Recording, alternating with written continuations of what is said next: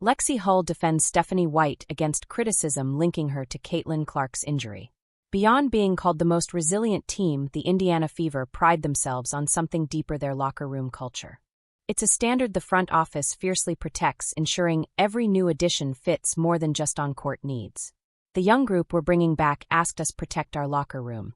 Protect the culture we've started, President Kelly Krauskopf said in February. That foundation has become the Fever's secret weapon.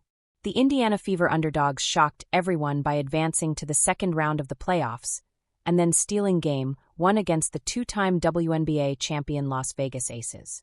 Naturally, all eyes shifted to Indy. But the road until now was anything but smooth, with head coach Stephanie White facing sharp criticism for navigating an injury-riddled roster. When that criticism resurfaced on ESPN, Lexie Hull wasn't having it. She stepped up to defend her coach without hesitation. When asked about the job White has done this season, after a brief mention of social media criticism, Lexie gave well-deserved praise to the HC. "It's honestly incredible. I don't think you could put anybody else out there with the hand we've been dealt and get the same outcome that we've got if we didn't have her leading our ship.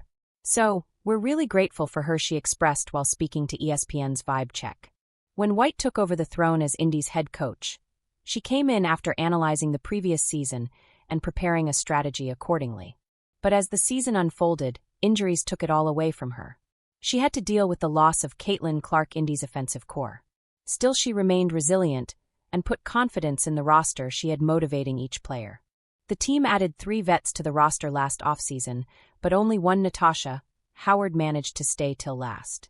While looking for chances to collect wins with the remaining roster, she also had to deal with players' absences.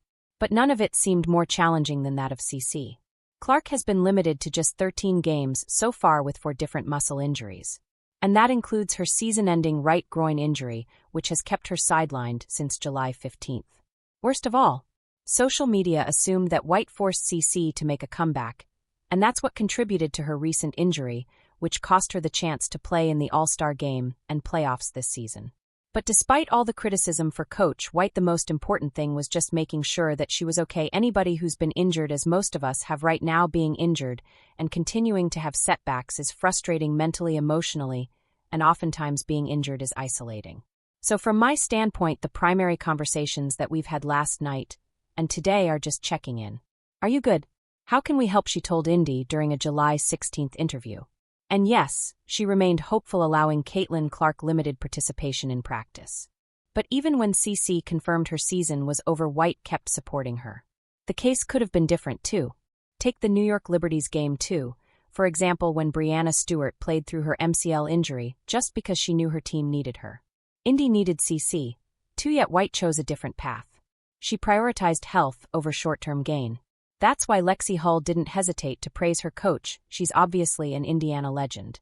I think it's really great to have someone like that in Indiana. Fans love her, we believe in her. She's one of the smartest coaches I've played for. White had been a star in high school in Indy and in college at Purdue. She played for the Fever for 4 seasons and had been an assistant to former HC Lynn Dunn when Indy won the 2012 WNBA title. She then took over the HC position from 2015 to 2016, and in 2025 she returned. And none could deny that her return has been explosive despite the setbacks.